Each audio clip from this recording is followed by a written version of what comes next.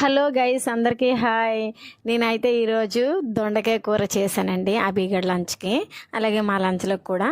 Only నాకు అభిగడికి చేశాను దొండకాయ కూర. అయితే వాడికి అది నచ్చట్లేదు. లంచ్ బాక్స్ కట్టేటప్పుడు వాడు చూస్తాడనమాట. నార్మల్గా అయితే చూడకుండా పెట్టేస్తాను, కొంచెం ఎంత తింటాడు, కొంచెం ఇంటికి వచ్చేస్తుంది.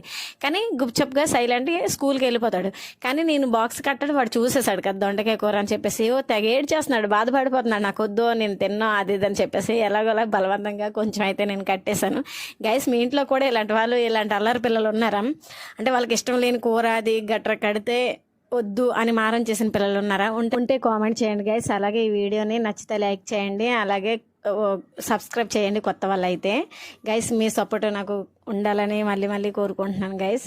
ఇది ఈరోజు అయితే మినీ వ్లాగ్. ఈరోజు లంచ్ టైంలో ఇలా జరిగింది. చాలా ఫన్నీగా అనిపించింది నాకైతే. వాడు ప్రతి కర్రీని అలాగే అంటాడు. వాడు చూసాడా సరే ఇష్టం లేదంటాడు. Okay guys, bye bye, take